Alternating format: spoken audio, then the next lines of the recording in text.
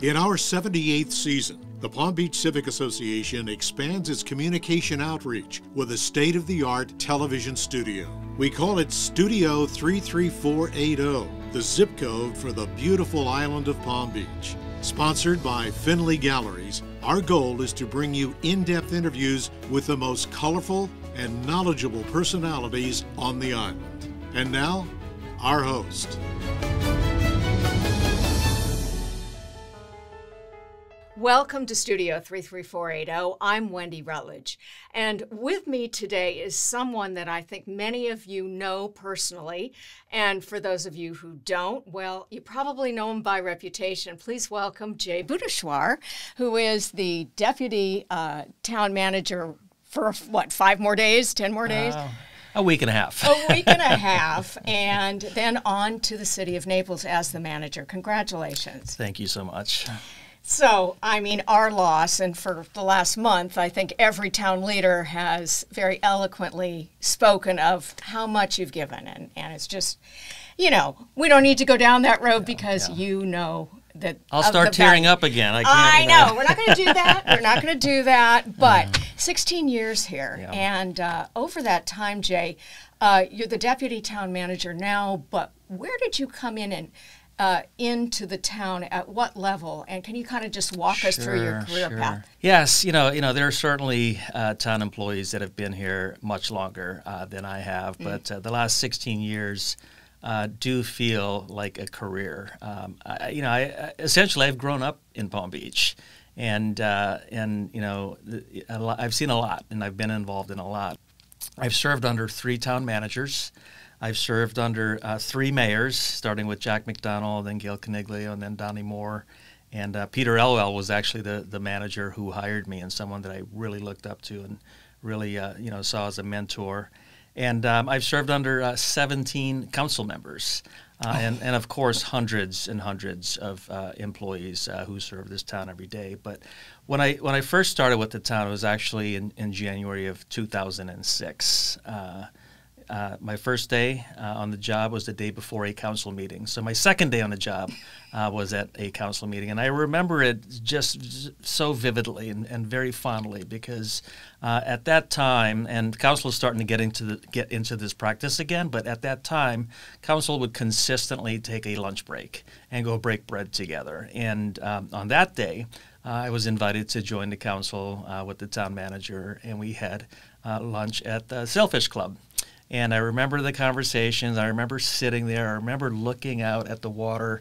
You know, I'm this 32-year-old who just moved his family and his wife and daughters from Ohio. And here I am. I'm sitting in this place called Palm Beach at the Sailfish Club, second day of my job. And I looked around and I thought, I'm going to like this. Pretty nice. So that was pretty cool. So, I hit the ground running. And, 2006 was a very, important year for me in, really establishing myself in this community and earning the trust of the community. I always tell people, words only matter so much. To really get trust, you have to deliver. You have to have action, and you have to do more than what you say. You need to exceed the expectations of a community. I feel a book coming. These are good words, but continue. So I came in as the rec director, which sounds fun. People are thinking basketballs and whistles and things like that. But in Palm Beach, it was very different than in other communities where you think about traditional softball leagues and this and that. Palm Beach was, I knew immediately that, this is a very different situation in a very special place. And, I tried to describe recreation in Palm Beach more like resort recreation and not necessarily municipal recreation. And, there was a lot of things that happened during my tenure as Director of Recreation. When I first got here, we were finishing up the Phase 2 construction of the Phipps Ocean Park tennis courts. Immediately finished up the master plan and rebuilt the Seaview Park Tennis Center. At that time in 2006, the management of the town docks was transferred under my direction. I used to be just right out of the town manager's office, so that came in the umbrella. And we had what was known as the Recreation Enterprise Fund. So all of the facilities, everything recreation, public recreation in Palm Beach, was managed as a business. So when I first started with the town, one of my self-imposed tasks was to take an assessment of how things worked. Why did we do things this way? Why did we do things that way? And then apply business principles to see if the delivery of high-quality recreation services and facilities could be done in a more efficient way that really benefited the community. And we did that, and that was a lot of fun. You know, probably the highlight of my time as Director of Recreation was the restoration and renovation of the Palm Beach Par 3 golf course. Amazing. Working with this community, and that's when, that's when I really started to understand how special this community was, how brilliant the residents in this community are. And how much desire there was for residents to come together with local government to do public-private efforts. And the formation of the Par 3 Foundation, the leadership of people like Steve Hall and Raymond Floyd, getting to know just so many wonderful people through that project. People who played golf and people who didn't, who wanted to contribute, raising $8 million of private sector money to supplement town funds to redo the golf course, build a new clubhouse, and create, just one of the most special, amazing public places, I think, in the world. It's been rated as such, right? It the has. Most wonderful Par 3 golf course on the planet or something? Yes. In the universe. Yeah, so that was my time as Director of Recreation. In 2010, we were going through this great recession, and there was a lot of right sizing that we had to do within town government in terms of employee headcount and redistribution of responsibilities and so on and so forth. It was in that year when Peter Elwell tapped me to do more, to keep running the rec department, but also play a role in town hall. And that's when I became kind of a de facto assistant town manager. My specific title was Director of Recreation and Special Projects, which means everything else. And at that point, I assumed the responsibilities for emergency management. I was, considered our emergency management director.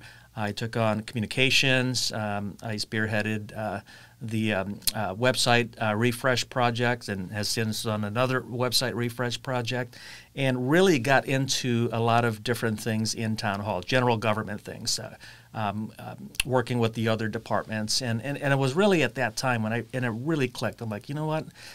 I need to do more for this community. I want to do more for this community. And I was finishing up my graduate degree at the same time. That was the year of the centennial as well. I was a lead staff member working with the Centennial Commission, Bill Bone, and all the fine people that helped raise the funds to put on just one of the most fabulous community celebrations in this town's history. That happened during that time. The other thing that happened during that time was the tail end of that was Zika. And then, and then going into my role as a deputy town manager when Peter Elwell left, I took, Tom Bradford was promoted, and I took over. Tom Bradford promoted me to the deputy town manager. This was in January of 2015, so this is about 7 years ago. And, Zika had reared its ugly head, so that was something that was that landed in my lap, and working with Maggie Seidman and trying to figure out, what's going on here. Sounds like a little bit of a training ground for the past couple of years. It was, and actually, absolutely. And one of the greatest lessons learned during that Zika period was about communication and keeping the population, the residents, informed and engaged, and to be trusted that they can turn to us for good advice and good information. So, my last 7 years as deputy town manager, has been, just an amazing experience. I mean, there's all kinds of things that I've been involved in, from the early referendum for undergrounding, before we had hired an easement acquisition coordinator. I was the guy down in the South End meeting with condo boards to try to acquire easements. A bumpy road at the beginning, yeah. We were all trying to figure it out, and it really didn't understand the resources that would be required to get this project going. I'm just so happy to see how the project has moved forward, and it's not on autopilot, because if you ask Public Works and Patricia and Paul, they'll tell you it's not on autopilot. They work hard every day. They work extremely hard, yeah. And but you know what? Kudos to the community for really stepping up. Even those who didn't maybe support the referendum, it's happening, and to see people who may have been skeptical about the project to come on board and become a part of the community and helping to see it become successful. That's been really inspiring. The rec center, that's another project that I really reflect back on, and just some wonderful memories and the people that you meet. I mean, that's my takeaway. All of these experiences that I'm describing involve other human beings, relationships, getting to know people, getting people to trust you, trust them. It's so important. And the Rec Center project, working with Mort Mandel, learning from Mort Mandel, sitting at Mort Mandel's kitchen table, talking about, how do we go here? How do we do here? There's some community pushback about this. How do we adjust? How do we make everyone happy? Having conversations like that with people is so important. And Michael Ainsley and Matt Smith, I mean, there's the Friends of Recreation, another foundation that was established to create a public-private partnership in this community. And I look at the rec center. It's just amazing. It's always been there. Yeah. It's wonderful. The Town Docks project. To see this project, and kudos to Paul Brazil and Carolyn Stone for building this thing and operationalizing this just very important facility, and the leadership of the town council and the mayor in getting this project done. It's just very rewarding to see a project of this size come to fruition, operating, and then the feedback that you're getting from people who travel the world and have seen facilities from the Northeast to Monaco tell our staff that this is just an amazing facility, that they've never, that this is first class. That feels great. It's great to be play a small part in the team that did that all. And I can go on and on and on and talk about ORS and parking and so on and so forth, but I don't want to bore your listeners. You did always roll your sleeves up and get in there on the little issues as well as the big. I mean, I've seen that over the 3 or so years that I've watched you at work, and you weren't afraid to, get right down and dirty with parking, which is a toughie. If the little things, the big things. I mean, I think many of us certainly know that about you. I've done a little Googling about your new home, and it's interesting to me because there are some obvious similarities and a couple of kind of interesting differences. I mean, you're going from the town here of maybe 9,000 and growing permanent residents to about 21,000. So you're going to a little bit of a larger community. I had to laugh. They were giving me all kinds of comparative stats like elevation. So Naples is at 3 feet, and here we're at a whopping 7 feet. So, sea level rises in your future still, Jay. Same climate, hurricanes, a lot of similarities. But my question to you is this going to be just a cakewalk for you? Is this easy peasy, or are there things that you're already on the lookout? Little differences. You're going to be a newbie. It's not going to be a cakewalk. Let's not fool ourselves. I think like Palm Beach, Naples is a very special community, and it's a community that expects the best, high expectations for service delivery, and you've got to walk you've got to walk the walk, and you have to demonstrate results to get credibility and to earn trust. And so I have a task ahead of me, but it's not a task that I'm going to do alone by any means. It's a task that a team's going to do together. And that's going to be my focus is the team. What does that team look like today? What adjustments do we need to meet or make to make sure that we're achieving the vision of this community? Naples recently developed a vision statement, a vision document of what it wants to be in the future.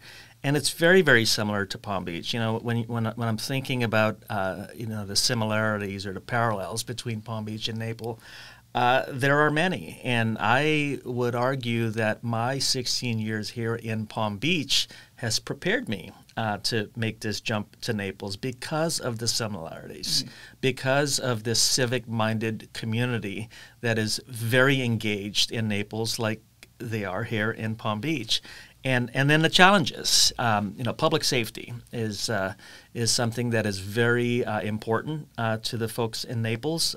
We're talking about law enforcement and fire rescue, EMS. It's an older community. It's 68 point something average, very similar to Palm Beach. So a lot of their fire rescue calls are medical related.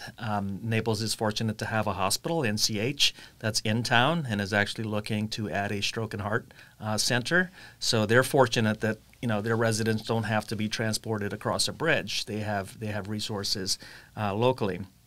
Quality of life is a big issue in Naples. Same conversation happening here. Quality of life, the McMansionization of some of the smaller neighborhoods. So there's an airport.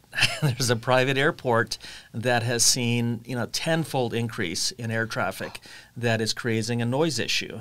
Same issue here that we're dealing with PBI. I guess the good thing is the city of Naples owns the land that this airport sits on. It's a dependent district that has its own governing board, but that's going to be an interesting thing to understand and to tackle. Coastal resiliency, you said it. The elevation is extremely low. Same issues. The West Coast is more susceptible to surges. It's a shallow shelf. I think you've got to go about 180 miles to get to 200 feet of water. A couple steps off of a breaker's reef and you're in 200 feet of water here. Right. So the buildup time, for surges is much more significant on the West Coast. So zoning codes and physical barriers, things like that, are all conversations that the city has begun having and will continue to have. They're probably a bit behind Palm Beach's conversations, but that's something that's going to be interesting. And you have already done so much homework. You told me that you're. You have to. You have to. Yeah, you have to. And like I told you before we came on air, I spend my evenings now right. reading and right. watching council meetings to get up to speed. You can't go into a community like Naples with the level of expectation that is there and with the complexity of issues that are pending without being, semi-ready to engage in some conversation. And well, that takes I think time. You've made a very good case in that your preparation by being here is perfectly suited. Yeah. Okay, real quick, personal. Yes. I just want to know if you have alerted Kirk and Carolyn that their phones are going to ring more, that their emails are going to blow up, because I have to take you off speed dial. I mean, you've been such a good go-to person. Yeah, it's probably for everyone in the town. I do seem to get all kinds of calls, sometimes about things that aren't even in my area, and I'm happy to help. I'm happy to answer questions. That's what I really enjoy about this job. And there are days when I may be facilitating some big meeting, that there's a complex conversation that we're going to have. But just that morning, I'm meeting with some residents on a street, looking at a really minor in the objective sense issue, but to them a very important issue. So to be able to have the flexibility and like that is something that that's important. And in terms of who do you call, we have just an amazing Everyone in the staff. town is so responsive. Let me be on record. Yes, Yeah, everyone is so responsive, Yeah. so capable, so talented, and no, you're not going to miss a beat with me gone. Okay. You're All just right. not. We'll let you go. All right. So, Jay, I know that you have a couple of words that you would like to really tell the residents of the town, and we're so glad that you're here. And please just let the town know what your thoughts are, because I know they want to hear. Well, I guess I've been thinking about this a lot over the last couple of weeks. I've had the opportunity to talk to individuals one-on-one. The outpouring from the community has been, it's actually made it difficult for me in my decision to leave, because I just didn't expect the kind words of support and the outpouring of love, quite frankly, that I have felt. I'm talking about just hundreds of text messages, and emails, and phone calls, and they're still coming in. Oh, I just read, or oh, I just got back into town. Oh my goodness. And that feels great, and it's very thoughtful and it's very kind. But what I want to say to the community, our residents and our employees alike, is I actually have to thank you, because my 16 years here in Palm Beach has been transformative for me as a professional and as a human being. I said earlier that this community is teeming with people who have had the most tremendous success in their areas of industry. And I realized that pretty quickly when I got to Palm Beach, that this is a very special place, and it's filled with very special people. And I'm going to leverage that, and I'm going to learn from them. And everything from leadership to just business principles. I think I kind of have an honorary PhD in Palm Beach with all the learning that I've done from this community, and I'll take that with me. It has made me a better person, a better father, a better leader, a better human being. And I just want to say thank you, Palm Beach. I am forever indebted to this community, and I will never forget this community, and I will be in touch. So thank you. Oh, thank you. Yeah, Jay, the door is always open here. I think I can say that on behalf of everybody in the town. Thank you. Thank you, Wendy. Appreciate it. All right. Well, that was a wonderful interview with Jay Boodheshwar. And as always, we thank you for watching. That wraps it up, and we will see you right here next time on Studio 33480.